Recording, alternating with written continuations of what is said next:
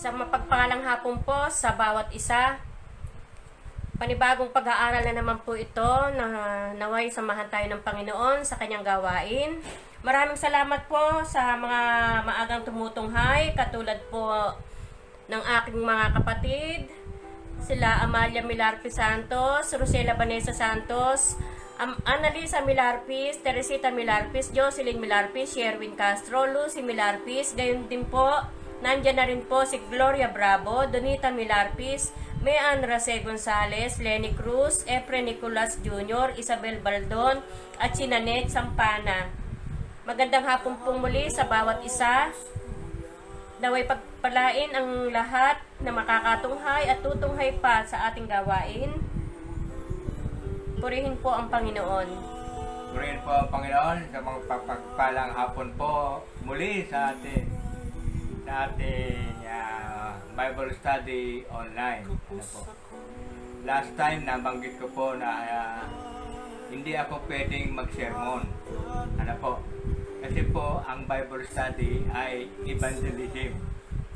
Ito po ay pagpapahayag ng salita ng Diyos sa mga hindi kumiyembro. Ano po? Outside the church. Kaya nga po ito ay tinatawag na evangelism.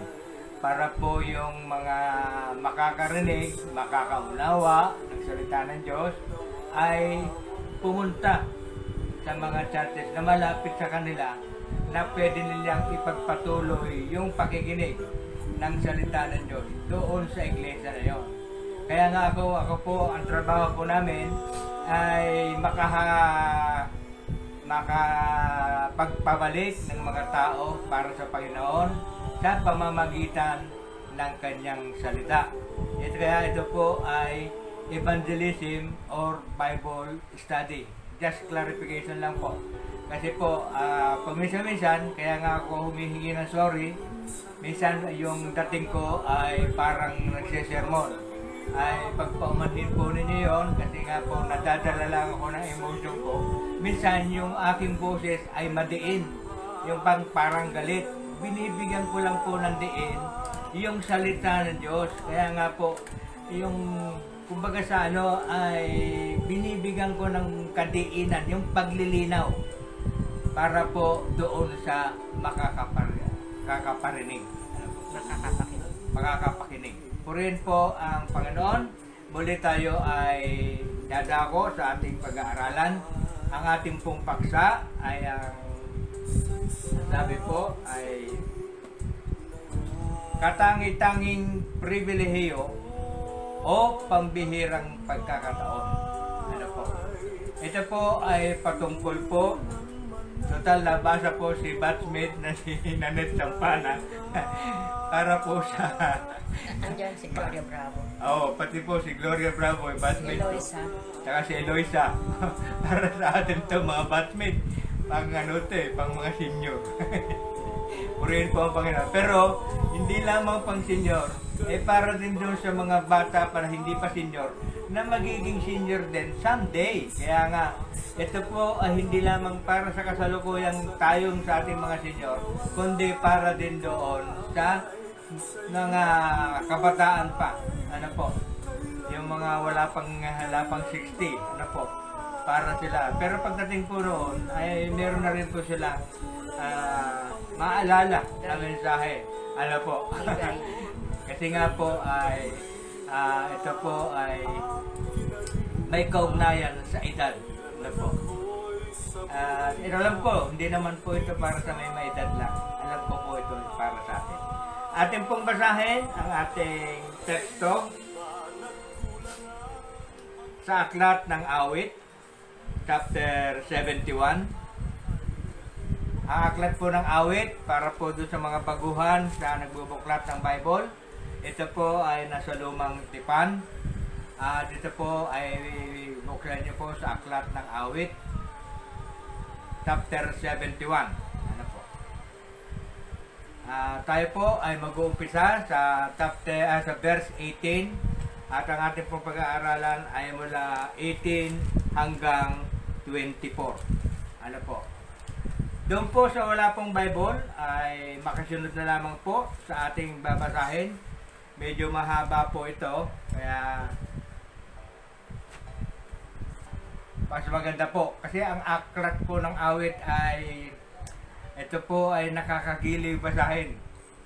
Nagpapalakas ng loob, nagpapalakas ng pananampalataya, nagpapatatag ng nangihinang pananampalataya, yung nawawala ng pag-asa. Magbasa po kayo ng aklat ng awit. Kayo po ay maiibsan ang inyong dinadalang problema. Katulad po ng ating pong matutunghayan ngayon. Ang alam ko po ay sa mga churches ngayon ay bukas na, pero only 10% pa lang, may social distancing pa rin. Trial pa lang, parang sa may mga, yung ibang mga churches, yung mga ibang mga kasamahan ko ay nagbubukas na. Ewan ko lang po doon sa aking pinupuntang church sa Paumbong at doon po sa Valenzuela, kung sila po ay nagkakasama-sama na. Ewan ko, puri-puri po ang Panginoon. Ito po, sabi ko po, makasunod na lamang po yung wala pong Bible, pero po yung may Bible, at nakita niyo na po, Awit, chapter 71, verse 18 to 24. Purihin po ang Panginoon, ito po mabasahin natin. Sa 18, maputi na ang buhok ko, pagkat ako'y matanda na. Aray. O Diyos, ako'y huwag iiwan, sa piling ko'y lumagi ka. Amen. Habang ako'y naghahayag ng lakas mong tinataglay, samahan sa bawat lahing sa daigdig ay lilitaw. Ulitin ko po, samahan sa bawat lahing sa daigdig ay lilitaw. 19, dakila ka, Panginoon, matuwid ka hanggang langit. Dakila ang ginawa mo at wala kang makapares. 20, bagamat ang dinanas ko ang hirap at ladlang sakit, subalit ang aking lakas ay muli mong ibinalik. Amen? Upang ako'y dituluyang sa libingan ay mabulit. 21, ako'y iyong tutulungan upang lalong palakasin, bihisan mo ang hirap ko't ako'y muli mong aliwin. 22, tutugtugin ko ang alpat, pupurihin kitang tunay, pupurihin ka, O Diyos, dahil sa iyong katapatan. Mga imno ng papuri sa alpa ko'y tutugtugin, iuukol ko ang tugtog sa iyo, balal ng Israel. 23, habang ako'y tumutugtog, ay sisigaw na may galak, masigla kong aawitin, ako'y iyong iniligtas. 24 and the last verse, maghapong kong isasaysay, O Diyos, ang iyong katarungan. Yamang lahat na nagtangka sa lingkod mo ay nasaktan, lahat sila ay nabigot, humantong sa kahihiyan. Napagpala na po ng ating Panginoong Diyos ang kanyang salita sa aklat ng Awit, chapter 71. Purihin po ang Panginoon. Hallelujah. Maikli lamang po yung ating service ngayon na alam ko ay magkakaroon ng kabigatan, magkakaroon po ng isang matinding paalala para sa atin. Lalo na po doon sa mga senior na, alam naman natin na pag dumating na ang ating buhay sa pagka-senior, tayo ay senior na rin, seryoso na rin sa ating buhay. Seryoso, lalong-lalo na sa pagkikipagniig, pakikipagkaisa sa ating Panginoon. Kasi nga po, ito nga po yung nagbibigay pa, katulad ng binasa natin, nagbibigay pa ng kalakasan. Kasi po, ang tunay pong mga sumasampalataya sa Panginoon, pag dumarating po talaga sa edad, ay lumalapit lalo sa Panginoon. Bukod pa rin nung sila ay kabataan pa, mas doble po ngayon ang pananampalataya ng mga senior. Bago po tayo pumunta sa ating aral, tayo po ay manalangin. Hallelujah, hallelujah. muli, Panginoon, makapangyarihan at banal na Diyos na makapangyarihan sa lahat, kami po ay muling nagsusumamo na humihingi ng kapatawaran sa lahat po ng aming mga kasalanan, aming nagawa na sambit na hindi ayon sa iyong kalooban. Lord, hawakan mo po ang aming mga puso, ang aming mga isipan, ang aming mga damdamin, ibukas mo po ang aming mga puso upang ang salita mo, Panginoon, ay ganap naming maunawaan. Samahan mo po kami ng iyong Santo Espiritu upang ang salita mo, Panginoon, ay tumimo, Panginoon, sa pinakamatabang parte ng aming puso at isipan. Lord, itinataas ko nga po, Panginoon, sa iyo ang lahat po ng tutunghay, makatutunghay ng gawain ito, lalong-lalo na po, Panginoon, ang foundation, ang Melarpes family, sa pangunguna po ni Nanay Belia Pangilinan Melarpes, sa kanya pong mga anak, mga apo, at mga manugang. Ganon din po, Panginoon, sa kanilang mga kapitbahay. Ganon din po, Panginoon, sa kanilang kamag-anak na kasama po sa foundation, kay Juby Kinjo na nasa Japan, kay Lenny Cruz na nasa USA, at kay Marcia Pajardo na nasa Abu Dhabi. Salamat po, Panginoon. Hawakan mo po ang aming gawain. Itinataas namin ito, Panginoon, upang ikaw ay aming maparangalan at ikaw lamang ang aming itataas sa aming kalagitnaan. Tunay nga po, Panginoon, na napakadakila mo. Ikaw ay hindi nagbabago sa iyong mga pangako, lalong-lalo na, Panginoon, sa aming may mga edad na, Panginoon. Nandun andon, Panginoon, ang iyong pagtingin sa kabila ng kami ay nasa sapat na gulang na. Salamat po, Panginoon. Muli, ang papuri at pagsamba ay sa iyo. Ito po ang sama namin dalangin sa pangalan ni Jesus. Amen. Amen. Amen. Purihin po ang Panginoon. Lagi naman po may introduction. Kaya nga po, nangungunahan ko po, ang introduction po ay laging patungkol po sa pag-uusapan nating paksa. Sabi po, ang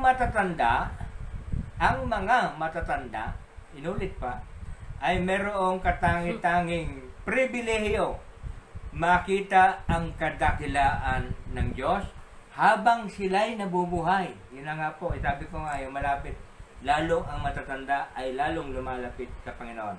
Ang kanilang alalahanin ay hindi nawawaglit sa paglipas ng panahon. Sabi po sa 71 verse 9, tingnan po, babasahin po natin hanggang 11. At sabi po, ngayong ako'y matanda na, huwag mo akong babayaan. Katawang ko'y mahina na, kaya ako'y huwag iiwan. Ang lahat ng kaaway ko, nais ako ay patayin. Ang balangkas lagi nila'y ang ako ay kalabanin. 11.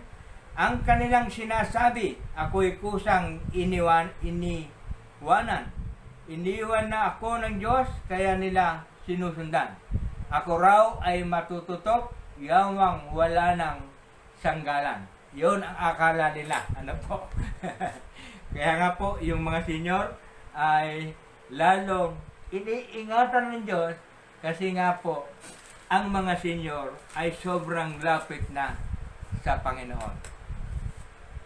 Physically and spiritually. Sabi ko po, sobrang lapit na. Ano po? Kaya nga po, ang pag-aalala, ang pag-aakay ng Panginoon ay gayon na lamang.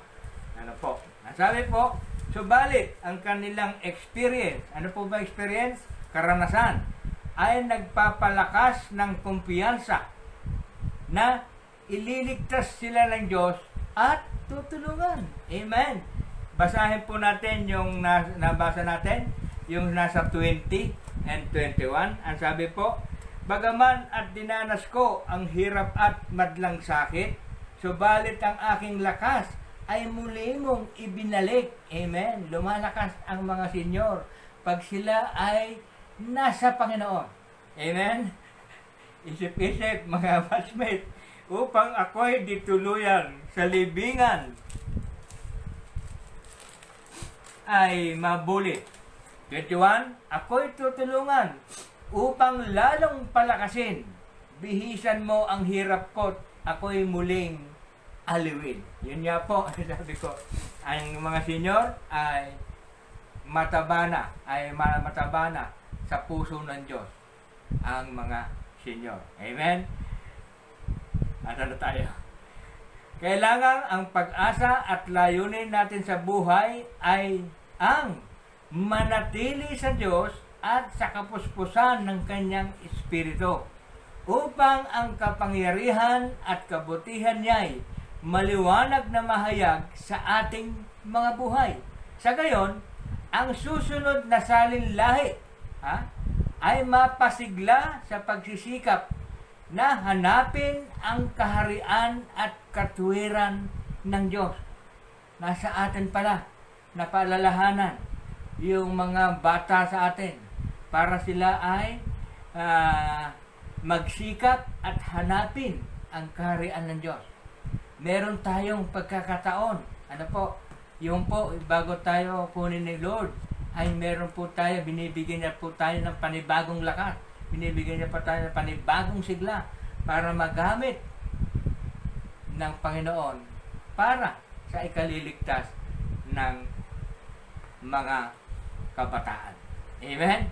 Sabi po sa Deuteronomy, introduction pa lang, mayroon ng verses. Ano po? Talagang sabi po sa Deuteronomy chapter 4 verse 29, magkagayunmay, masusumpungan ninyong muli si Yahweh kung siya'y buong sikap at taimtim ninyong hahanapin. Amen? Ganon din po ang sabi po sa Isaiah 55 verse 6, hanapin si Yahweh samantalang siya'y iyong makikita at siya ay tawagin habang malapit pa. Yan po. Doon po sa huling aklat po ng mga aral, meron pong aral doon eh. Mamaya po, mahaba pa naman ang oras natin. Pag-aaralan, basahin ko lang po yon. Hindi na po ako magpapaliwanag para maikumpleto lamang po rito sa ating introduction. Dadako na po tayo sa ating pag-i-interpret ng ating binasa mula 18 to 24. Ano po? Purihin po ang Panginoon. Ang sabi po sa 18, babasahin ko po isa-isa at atin pong bibigyan ng cross references sa ating pag-aaral. Sabi po, maputi na ang buhok ko pagkat ako'y matanda na. O Diyos, ako'y huwag iiwan. Number 1 po yun. Sa piling ko'y lumagi ka. Number 2, habang ako'y naghahayag ng lakas mong tinataglay. Number 3, at samahan sa bawat lahing sa daigdig ay lilitaw. Bakit ko po binigyan ng number? Kasi nga po, ini-interpret po natin ang bawat isa po doon sa nakasulat sa 18. Ang una po, sabi, huwag iiwan, lumagi ka, naghahayag ng lakas mong tinataglay, samahan sa bawat lahing sa daigdig ay lilitaw. Amen? Amen. Praise the Lord. Hallelujah. Ang sabi po, sa 18a, kasi po pinag-uusapan natin verse 18. Kaya lalagyan ko po ng letter po ito kasi isa-isa nga po. Sabi po doon, huwag iiwan. Ano po? Sabi po. Sabi po ng awit 37:25, talagang sinundan pa, no? Matanda na ako't mula pagkabata, sa tanang buhay ko'y walang nabalita na sa taong tapat ang Diyos nagpabaya o ang anak niya'y naging hampas lupa. Amen? Tingnan po, ang isang sabi nga po ni David, si David po ang may sulat nito, matanda na ako, wala pa akong naranasan na pinabayaan ng Diyos sa mga nagtitiwala sa Kanya. Amen? Mula pagkabata, nasubaybayan niya, yung mga taong tapat ay hindi pinabayaan ng Diyos. Amen? Amen. Hallelujah. Tingnan po, letter B. Yung sabi po sa letter B, lumagi ka. Ang sabi po, lumagi ka. Kaya nga sabi sa letter B, Ang sabi naman po, references po rito ay awit 89. Chapter 89, verse 2. Yaong pag-ibig mo'y walang katapusan. Sintatag ng langit ang iyong katapatan. Ano po? Lagi, lumalagi. Wala kang katapusan. Iyong pag-ibig ng Diyos. Take note sa mga sumasampalataya.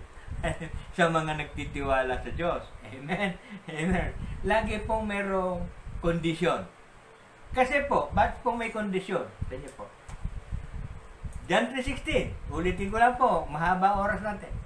Kaya na lamang ang pag-ibig ng Diyos sa sanlibutan. Kaya't ibinigay niya ang kanyang buktong na anak upang ang sinuman, yun ang kondisyon eh, sinumang sumampalataya ay hindi mapapahama. May kondisyon eh. Sinuman.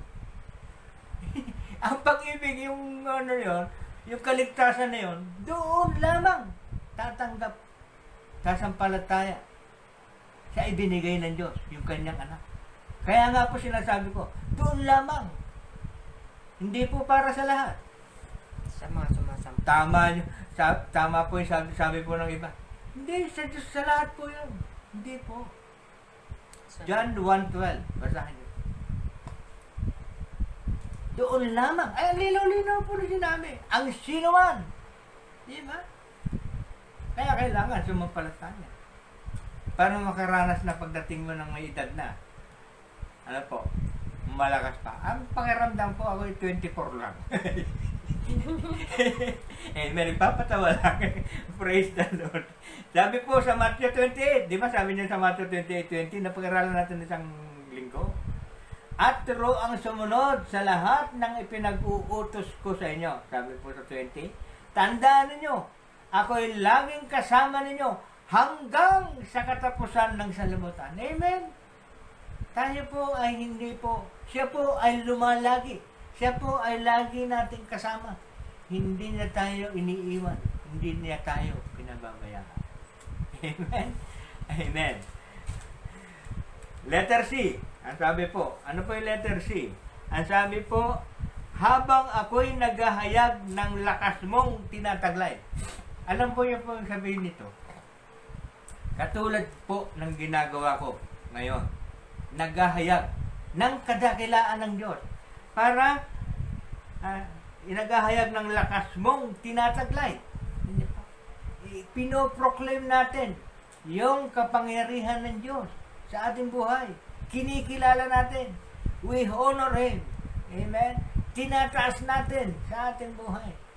Yung po ang sinasabi noon na paghahayag ng kapangyarihan ng Diyos. Sabi po sa awit 68, verse 34, ipahayag ng balana ang taglay na kalakasan. Siya'y hari ng langit. Siya'y hari ng Israel. Maghahari siyang tunay. Yaong taglay niyang lakas ay bungat sa kalangitan. Yan niyo po. 35. Dinugtong ko na po yung 35. Kahanga-hanga ang Diyos sa sanctuary niyang banal. Siya ay Diyos sa kalangitan, sa tanay nagbibigay ng kapangyarihan at lakas na kanilang kailangan. Amen? Yung po ay ang pagpupuri sa Diyos. Napag-aralan po natin. Dito kung sinundan po yata.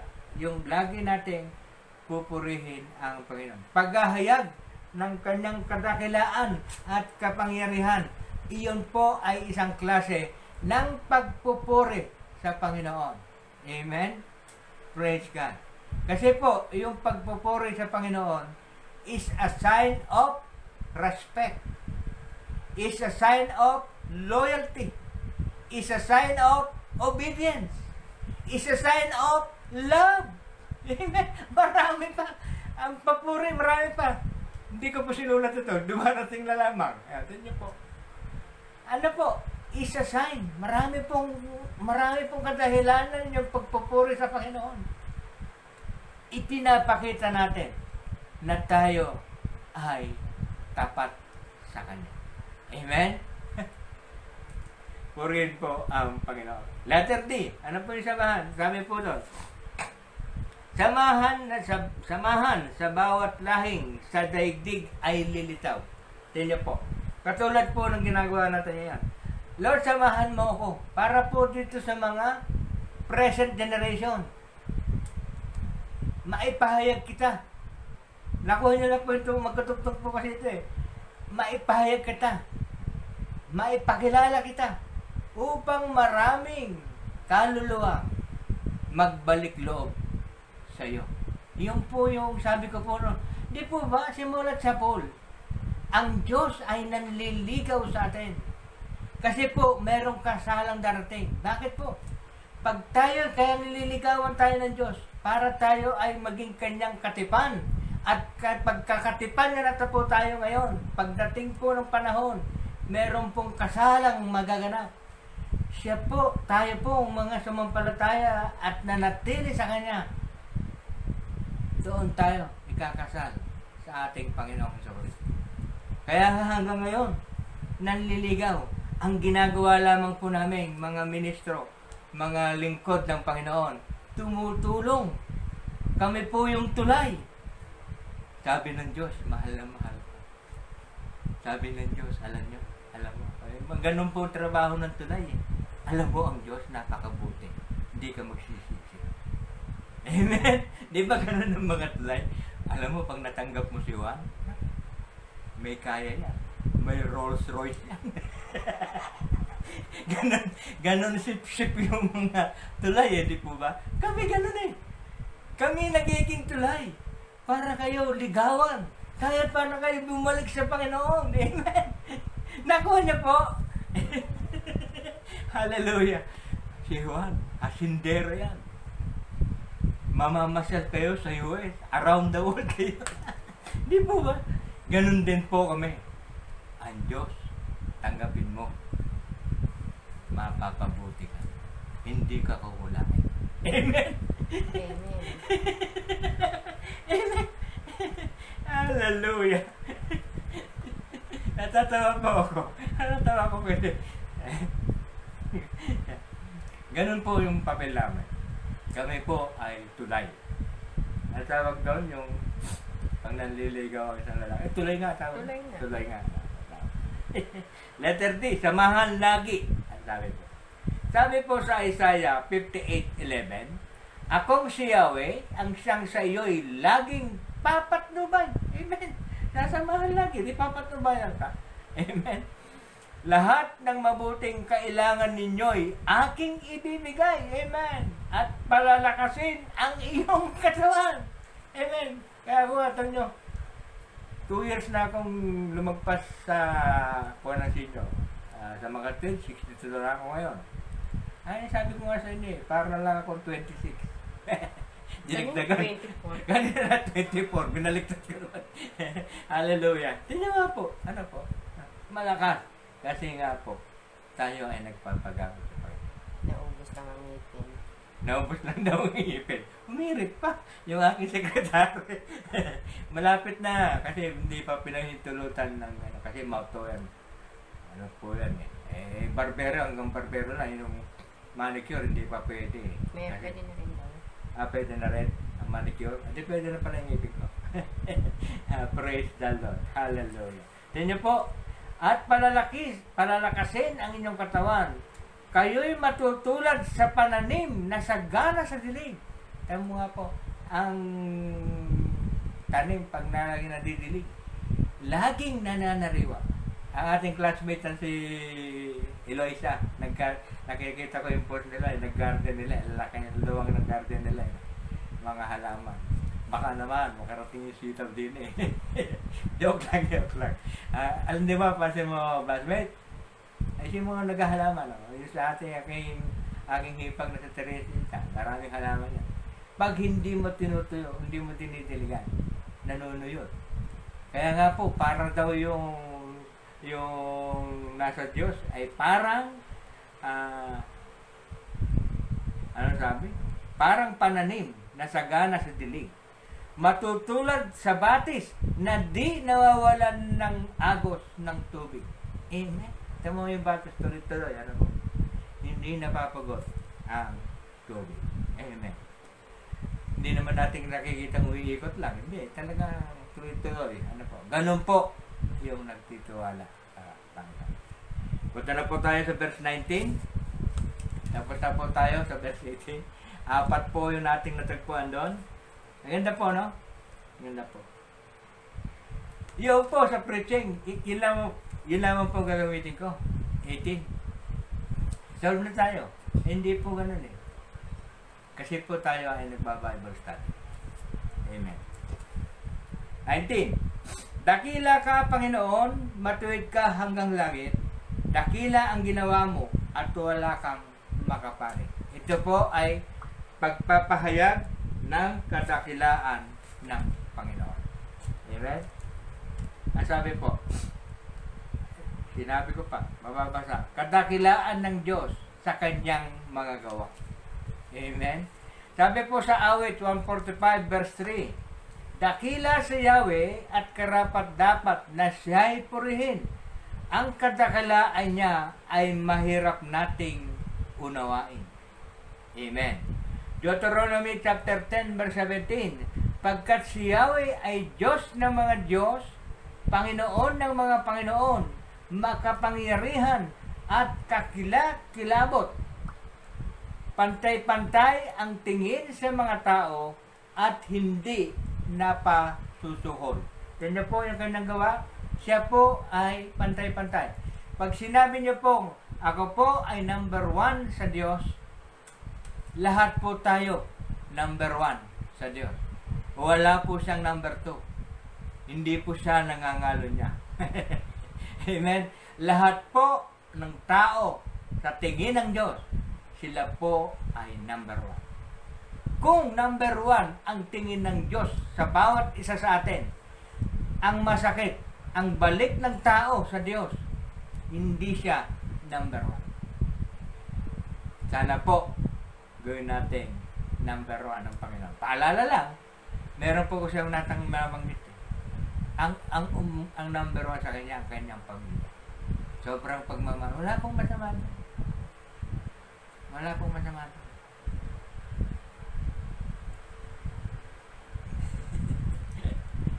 Kaya dapat, number 1. Kaya ko po nabanggit yun. Kaya ang number 1 po, lagi ang Panginoon. Amen? Deuteronomy ulit, sa 11, verse 1 to 2. Kaya nga, ibigin ninyo si Yahweh, sundin ninyong lagi ang kanyang mga tuntunin at kautusan. Dili-dilihin ninyo ang kanyang mga tuntunin upang matuto kayo. Alam ninyo ito pagkat nasaksihan ninyo di tulad ng inyong mga anak na walang nalalaman tungkol dito. Nakita ninyo ang kanyang kadakalaan at kapangyarihan. Ito po, sabi ko nga, patungkol po sa mga edad. Kasi yung mga bata ngayon, lalo hindi pa sila bukas sa salita ng Diyos. Tayo, nasaksihan na natin. Tayo po may mga edad na. Hindi naman po senior lang, yung tayo matured na. Ano po? Nasasaksihan natin yung kadakilaan ng Diyos na ginawa niya sa ating buhay. Na dapat ipaalam natin sa ating mga anak. Na hindi nila pa nalalaman. Amen. Kaya nga po, yung mga bata dapat natuturuan na sa maagang stage nila ay ituro ninyo na meron tayong Diyos na nagmamahal sa atin. Amen. Kasi po, para hindi po sila mangmang pagdating sa Bible. At hindi mailigaw. At hindi sila maililigaw. Unang-una, yun nga sinasabi ko, ituro nyo rin na magkaroon sila ng takot. Apan na malaman nila, pag nalaman na nila o nakilala na nila Panginoon, ituro nyo rin na sila'y matakot sa Diyos. Sapagkat, sabihin natin na ang Diyos ay magpaparusa pagdating ng panahon. Amen? Na ang gumagawa ng kasalanan, ng masama, ay mapupunta sa impyerno. Ituro po natin ang langit, ituro din po natin ang impyerno sa mga bata. ang churches na hindi itinuturo ang impyerno, kundi puro langit. Kailangan po itinuturo po pati impyerno. Para maging aware. Para maging aware. Tumingit na naman. Yakin kita. Oo nga naman. Kasi nga po, ang tao, pag walang takot nga sa Diyos, hara-harang lang, sige na. Hanggang sa mauwi sa bisyo, hindi po. Nangangaro na, nagpipres na naman. Nadadala lang. Purihin po ang Panginoon. Nasaan na tayo? Deuteronomy. Kaya nga, ibigin ninyo si Yahweh, sundin ninyong lagi ang kanyang mga tuntunin at kautusan. Dili-dilihin ninyo ang kanyang mga tuntunin upang matuto kayo. Alam ninyo ito pagkat nasaksihan ninyo di tulad ng inyong mga anak. Purihin po ang Panginoon. Punta na po tayo sa verse 20. Malapit na po tayo matapos. Verse 20, ang sabi po ay, Bagaman at dinanas ko ang hirap at madlang sakit, subalit ang aking lakas ay muli mong ibinalik upang ako'y di tuluyang sa libingan ay mabuli. Yun po yung sabi po sa verse 20. Ang title po rito ay Binigyan Muli ng Lakas o Restore. Ni-restore po yung ating buhay. Amen? Hallelujah. Sabi nga po, awit 23. Oy, pag awit 23 po, aware na aware si Amalia rito dahil kabisado na ito. Ito po ang kanyang talata sa Bible na priority niya po. Sabi po niya sa 23, verse 3 to 4, binibigyan niya ako niyong bagong kalakasan at sang-ayon sa pangako niya sa kanyang binitiwan. Sa matuwid na landasay, doon ako inaakay. Amen. Hallelujah. Binibigyan ka ng kalakasan, panibagong kalakasan. Verse 4, kahit na ang daang iyo'y tumatahak sa karimlan, hindi ako matatakot pagkat ikaw ay kaagapay. Amen. Ang tungkod mo at pamalo ang gabay ko at sanggalang. Amen. Ang ganda nga kasi ng Psalm 23. Ano po? Ang ganda po talaga. Ito po ginagamit namin pag binabasa po namin sa interment sa mga patay. Pag malapit na pong pasok sa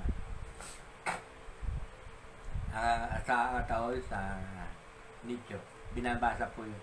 Awit 23. Buo po yun. Para po siya yung inililibing ay samahan ng Diyos. Andun kasi po yung pangako ng Diyos. Ginagamit po yun sa paglilibing. Ginagamit po namin, mga pastor. Ganun din po sa Awit, chapter 51. Ito na naman po, aawit na naman tayo dito. Awit 51, verse 10 to 12. Isang pusong tapat sa aking likhain, bigyan mo, O Diyos, ng bagong damdamin. Sa iyong harapay, huwag akong alisin. Ang espiritu mo ang paghahariin. Ang galak na dulot ng iyong pagliligtas, ibalik at ako ay gawin mong tapat. Kung hindi po ako nagkakamali, mula po tayo na mag-umpisa ng mag-Bible study, pang-5 beses ko na po yata ito o pang-6 na beses ko na pong ginamit ito pong verses na ito. Di ba natatandaan niyo, umaawit pa? Isang pusong tapat na sa'yo'y nagmamahal. Isang pusong sa'yo'y walang alinlangan. Isang pusong pinitinibok na ika'y parangalan. Handog ko ay papuri sa'yo lamang, Jesus. Ay, papawit ko talaga eh. Kasi nga po, napakaganda rin po. wala pong pangit sa salita ng Diyos. Kaya lang meron lang tayong pina-favorite. Ano? Pinapaboritism. Ano? Meron lamang po tayong favoritism. Memory verse. Meron lang memory verse tayong iniingatan. Ako ito po lagi. Hindi po ako nga nagkakamali. Pang-anim na po yata natin ginamit sa ating buong pag-aaral. Imagine niyo po, nasa 120 days na po tayo na lockdown. No? Na parang kailan lang. Ano po? Praise the Lord. Naglilibang ang mga garaw. Verse 21 na po tayo. Sabi po sa 21, sabi po, ako'y iyong tutulungan upang lalong palakasin. Bilisan mo ang hirap ko't ako'y muling aliwin. Ano po yung bihisan? Alisin mo. Alisin mo yung kanyang hirap.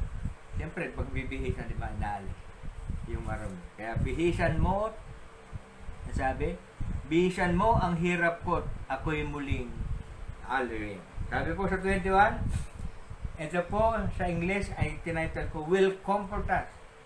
Binibigyan niya po tayo ng kaaliwan. Comforter. Comforter. Comforter. O we are comforted. Binibigyan ng kaaliwan. Sabi po sa Isaiah, yun po yung ibig sabihin po ng 21. Kaya nga po nilagyan natin ng title, will comfort us. Tapos ang reference, babasahin po natin. Isaiah 49:13, kalangatan, umawit ka. Lupa, ikaw ay magalak. Gayon din ang mga bundok, pagkat inaaliw nitong si Yahweh ang kanyang iniran. Amen? Sa gitna ng hirap ay kinahabagan. Praise the Lord. Ganon din po sa pangalawang Korinto, chapter 1, verse 4 to 5, inaaliw niya tayo sa ating mga kapighatian upang makatulong naman tayo sa mga namimigati sa pamamagitan ng kaariwang tinanggap natin sa Kanya. Amen? Kung tayo po inaliw, mga aliw din daw po tayo ng kapwa. Gaya ng natanggap nating kaaliwan. Kung gaano karami ang tiising dinaranas namin sa pagkikipag-isa kay Kristo, gayon din ang kaaliwang tinatamo namin mula sa Kanya. Amen? Kaya nga, sharing the load. Pare-pareho po tayong makokomport. Amen? Siyempre nga naman, mag-share the load. Share mo naman yung kaaliwan mo, yung kasiyahan mo. Alam mo, kapitbahay, galak na galak ako. Bakit naman? Sabi na kapitbahay, ang Panginoon nasa aking buhay. Ako ay hindi niya pinababayaan. Amen. Sana ikaw rin. Sana all. Di po ba? I-share natin. Amen? Hallelujah. Hallelujah. Ganun na po. Ganun na, pangwakas na po na tayo. Sa verse 22 hanggang 24 na po. Bali, 3 verses po ito. Atin pong muling basahin. At dahil iniisa-isa po natin, atin pong iniisa-isa rin binabasa bago po tayo pumunta sa cross-reference. Tutugtugin ko ang alpat, pupurihin kitang tunay. Pupurihin kita, O Diyos, dahil sa iyong katapatan. Mga himno ng papuri sa alpa ko'y tutugtugin. Iuukol ko ang tugtog sa iyo, banal ng Israel. 23, habang ako'y tumutugtog, ay sisigaw na may galak. Masigla kong aawitin, ako'y iyong iniligtas. 24, maghapon kong isasaysay, O Diyos, ang iyong katarungan. Yamang lahat na nagtangka sa lingkod mo ay nasaktan, lahat sila ay nabigot, humantong sa kahihiyan. Yun po yung ang pagpupuri sa Panginoon. Ang sabi po natin, ang aawit ng papuri sa Panginoon. Aawit ng papuri sa kabutihan ng Diyos. Sabi nga po, yun po ay yung pinakabuod ng verses 22, 23, and 24 na atin pong pinag-aaralan. Sabi po sa awit, ito na po yung references, chapter 5, verse 11 to 12. Ang nagtitiwala sa iyo'y magagalak. Masayang aawit sila oras-oras. Iyong iingatan yaong mga tapat na dahil sa iyo'y lumigayang ganap. Tingnan po. Pinagpapala mo, O Diyos, yaong tapat, ang iyong kandili ay kanyang kalasag. Amen. Hallelujah. Sagana sa pangako ang ating nababasa po ngayon para hindi po tayo malupaypay. Panghawakan niyo po yung inyong naririnig kung wala po kayong Bible. Yung po yung naririnig ngayon na binasa natin sa Aklat ng Awit. Nawa ay ma-extend ang inyong dinadala. Inspiration. Kabigatan sa buhay. Maaliw po kayo sa salita ng Diyos. Ang Diyos ay hindi sumisira sa kanyang pangako. Amen. Pag binasa po natin ang salita niya na may pangako, ang kinin na po natin. Ang kinin po natin. Paghawakan na po natin. Kasi po, meron pong araw. Hindi nyo po nalalaman. Andyan na pala. Amen? Dahil sa ating pananampalataya. Amen. Ganon din po. Nabasa ko na, no? Sa Awit, chapter 9, verse 1 to 2. Ito rin po ay kanta. Kanta rin po ito. O Panginoon ko, buong puso kitang pasasalamatan. Ang kahangahangang ginawa mo, Yahweh, aking isasaysay. Dahilan sa'yo, ako ay awit na may kagalakan. Pupurihin kita, Panginoon namin kataas-taasan. Yan po yun. Kinanta ko na po. Pero babasahin ko po. Mapapaawit pa kasi awit po ito eh. Kinakanta. O Panginoon ko, bulong puso kitang pasasalamatan. Ang kahangahangang ginawa mo, Yahweh, aking isasaysay. Dahilan sa iyo, ako ay aawit ng may kagalakan. Pupurihin kita, Panginoon naming kataas-taasan. Amen. Pakaganda po. That is, yung po pala binasa natin na awit ng papuri sa kaputihan ng Diyos ay letter A. Ang letter B, kasi po tatlong verses kaya niligtungan ko po ng paliwanag. Sabi po letter B, iniingatan ang kanyang lingkod. Sabi nga po doon iniingatan ang kanyang lingkod. Doon po sa nabasa natin sa 22 and 23. Sabi po, awit, ito namang references po dito, awit chapter 10 verse 14. Kita mo ang nalulungkot, pati na ang nagdurusa. Ika'y laging nakahanda sa pagtulong sa kanila. Amen? Sabi ko na pa, napakasarap magbasa ng awit. Nagbibigay ng kalakasan loob. Ang wala nang maaasahan ay sa iyo nagpupunta sapagkat hindi ka nagkakait ng tulong mo sa kanila. Amen? Amen? Totoo po. Totoo po ito. Hindi po ba dumarating sa buhay natin yung walang-wala na tayo matatakbuhan? Yung para bang wala ng pag-asa. Ano po? Di ba lumalapit tayo, doon tayo dumudulog sa Panginoon? Pero ang pangako niya, hindi ka mabibigo. Minsan meron tayong kaanak na nasa ospital, may karamdaman. Sa ospital po, may mga chapels. Ano po? Doon po nagpupunta po yung mga kaanak. Doon po nananalangin. Ano po? Kahit sa airport, may chapel po. Para po yung mga naghahatid, mananalangin. Para po doon sa kanilang kaanak na aalis. Lahat po, inihingi natin sa Panginoon.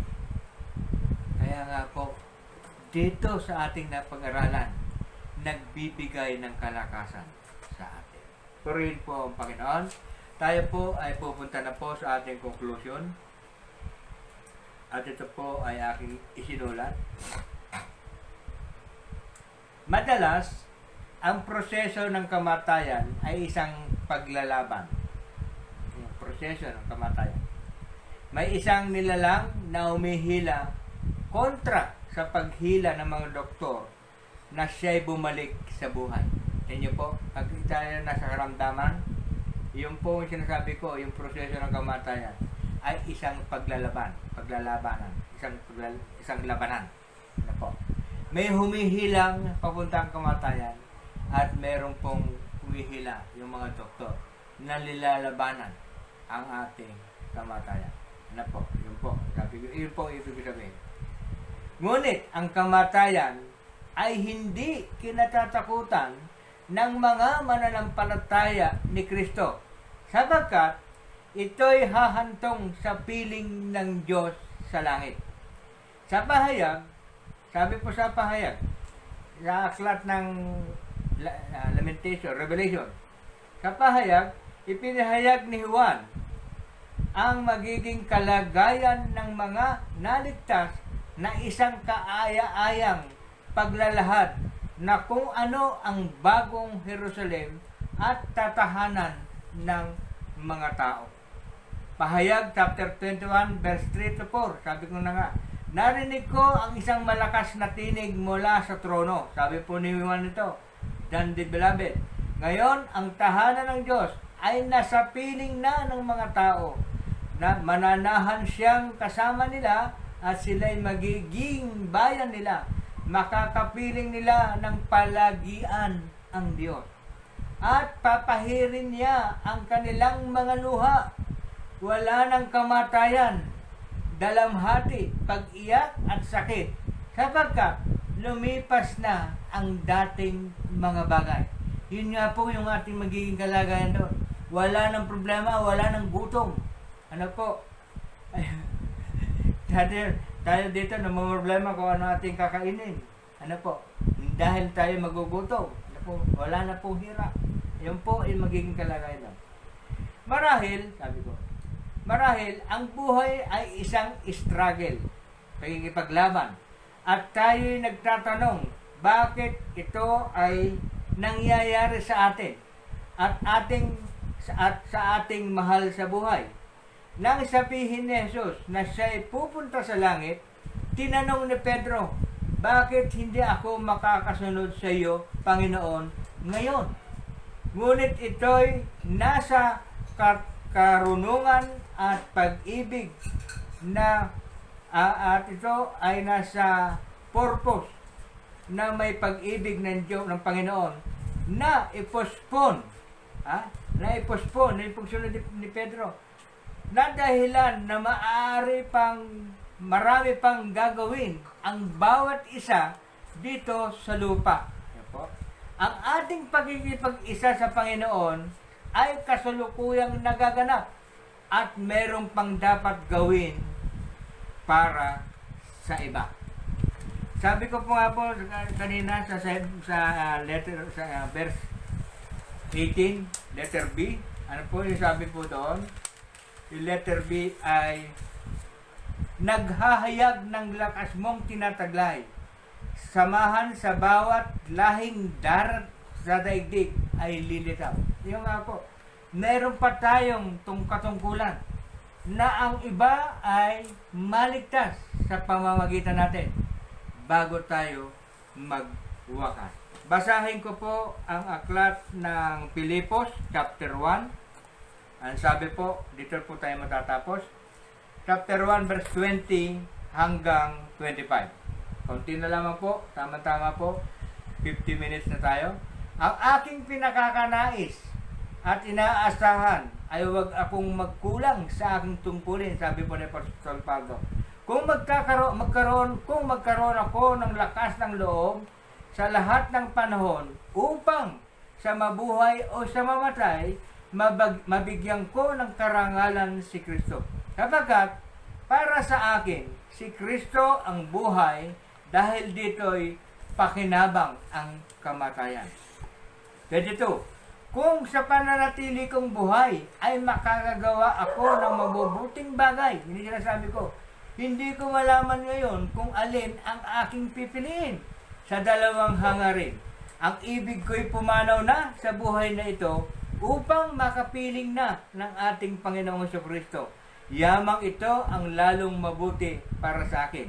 Sa kabilang dako, sabi po, natitiyak kong ako'y mananatili pang buhay at makakasama ninyo upang matulungan kayong makapagpatuloy na may kagalakan sa inyo sa ating Panginoon. Yun, may purpose. Kaya nga po, sabi ni Pedro, bakit po hindi pwede sumunod sa inyo ngayon, Panginoon? Gusto na lang ni Pedro na sumunod. Huwag muna. May purpose pa. Mayroon ka pang may iwanan. Dalhin mo muna sa Panginoon. Amen. Purihin po ang Panginoon. Hallelujah. Sana po nakadagdag po. Tama po. Tayo po ay natapos ng 50 minutes. Purihin po ang Panginoon. Praise God. Hallelujah. Maraming salamat sa salita ng Diyos na ating natunghayan. Na nawa ito'y maging isang inspirasyon, maging gabay natin sa bawat buhay natin. Muli, tayo dadako sa ating ipapanalangin. Ipapanalangin po, isama po natin sa panalangin yung mga concern po ng may mga karamdaman, katulad po ng total recovery po, katulad po kay Francis Pulido at Remedios Santos na parehong dialysis patient. Kay Amabel Dalsten, nag-undergo po ng kidney surgery. Gayon din po kay Artemio Fernando sa kanyang thyroid operation. At total healing para po kay May de la Cruz. Gayon din sa lahat po ng mga tumutunghay at tutunghay pa sa ating FB Live, isama po natin sa panalangin yung mga tumutunghay din po sa mga shares nila Lenny Cruz, ni Sherwin Castro, Lucy Milarpis at ni Evangeline Milarpis. Gayon din po yung mga ating mga kaanak, kaibigan, na mga OFW na sila ay patuloy na magkaroon ng maayos na kalusugan malayo sa pandemya ng virus dulot ng COVID-19. Gayon din po yung mga nai-stress dahil kahit po sila marami pong nasa abroad ang nawalan na rin po ng hanap buhay. Isama po natin sila sa panalangin.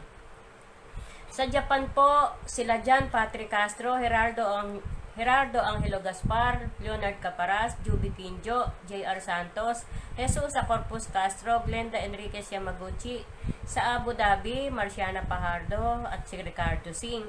Gayon din po sa USA, Lenny Cruz and Family, Sarah Cruz and Family, sa Dubai, si Lucy Milarpis, sa Taiwan, si Andoria, gayon din po sa Middle East, sila Ed Cabrera, Cathy Cabrera, Jason Cabrera, Edwin Arnubit, Lynn Maglake, Marvin Pangilinan, at si Boots Gonzales. Sa Australia po, Jane Baniked and Family, at sa pamilya po ni Ate Ami Basco.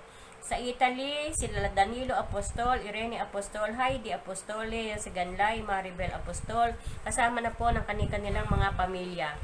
Gayon din po sa mga nagsipag-join po, mga concern po, yung mga ating mga pangangailangan, kalusugan, kagalingan, at sa nalalapit po na pagpasok ng mga eskwela na i-provide ng Panginoon ang lahat ng kanilang mga kakailanganin.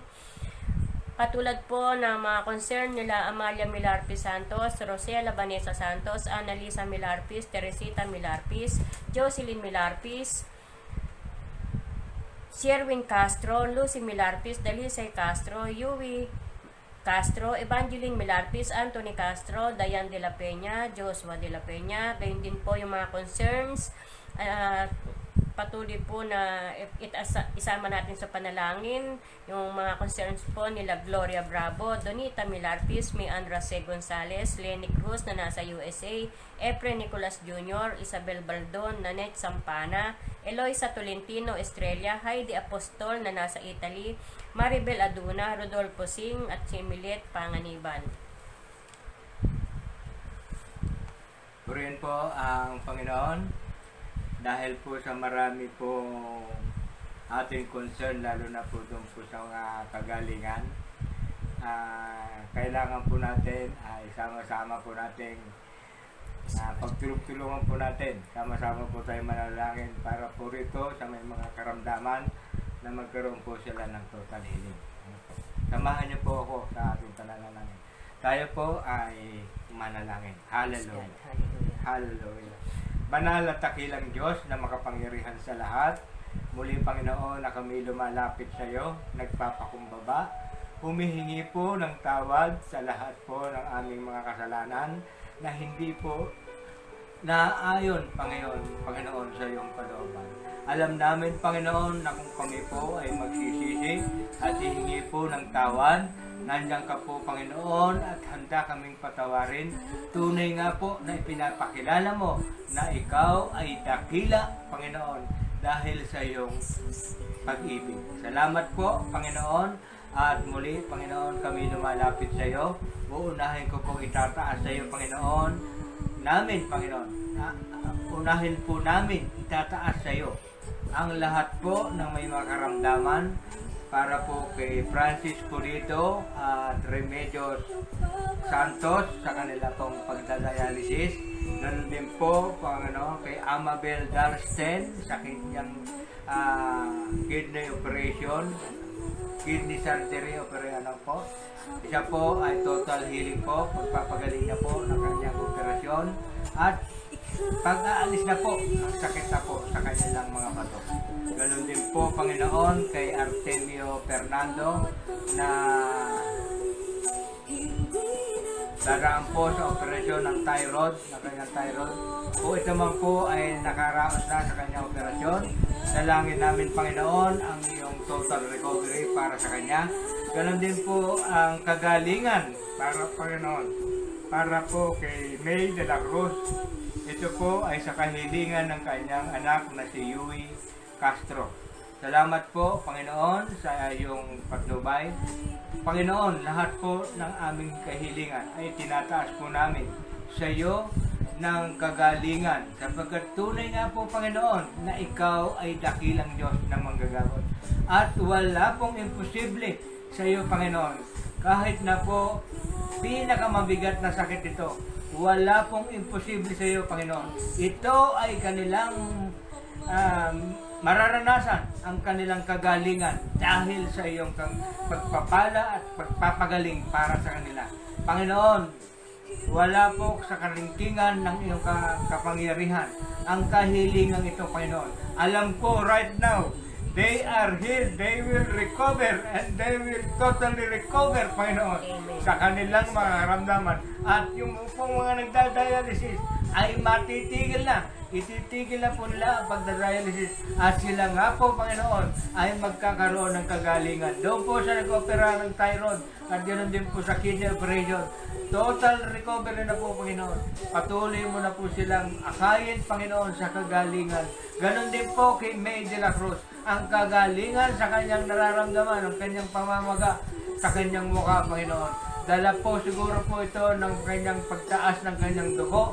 Panginoon, nakikita po at hindi po lingid sa iyo, Panginoon. Sa kanilang kahilingan, naroon na po ang kanilang pananampalataya na ikaw nga po, Panginoon, ang isang magpapagaling, Panginoon. In Jesus' name, they are all healed in the name of Jesus. Right now, in the name of Jesus. They are healed in Jesus' name. Hallelujah. Panginoon, ganoon din po, patuloy po namin itinataas sa iyo ang lahat po ng mga nakatunghay at tutunghay pa sa aming gawain na ito, Panginoon. Abutin mo po, Panginoon, ang bawat isa, ang concern po ng bawat isa. Amen. Ano man po ito, Panginoon, Yes, trabaho, Lord. hanap, sa pamilya, kagalingan, kalakasan, kalusugan, Praise Panginoon, God. pagpapalang material, pagpapalang spiritual, Panginoon, ang kanilang concern. Lord, inihiling ko po, Panginoon, na ipagkaloob niyo po, Panginoon, sa kanila ang kanilang ninanais. Yes, Lalong-lalo na, Panginoon po, doon sa mga wala pa pong trabaho at wala pa pong ikinabubuhay sa oras po ito na dulot ng COVID-19. Lord, sabi mo nga po sa aming panag-aaralan, ibinabalik mo ang kanilang kalakasan, ibinabalik mo ang kanilang kasiglahan, ibinabalik mo ang kanilang pag-ibig sa iyo, Panginoon. Akayin mo po sila, Panginoon, at bigyan mo po sila ng kaaliwan. Yes, Lord. Hallelujah. Ganon din po, Panginoon, sa lahat po ng mga kaanak naming nasa abroad na nabanggit din po sa Japan, sa USA, sa Abu Dhabi, sa Dubai, ganon din po sa USA, ganon din po sa Taiwan, sa Middle East, sa Italy, at sa lahat po ng mga kaibigan namin nasa ibang bansa. Itinataas din namin po, Panginoon, sila sa iyo. Ingatan mo po at ilayo mo po sila sa COVID-19. Amen. Ganon din po, pagpalain mo ang kanilang kahilingan na magkaroon nga po sila ng kalakasan at bigyan mo po sila ng kaaliwan. Bigyan mo po sila ng comfort, Panginoon, sa kanilang kinalalagyan dahil sila po ay malalayo sa kanilang kaanak. Lord, abutin mo po ang kanilang mga kahilingan. Ganon din po, Panginoon, kagalingan para po sa mga may karamdaman. Ganon din po ang iyong pagpapalang espiritual at pagpapalang material.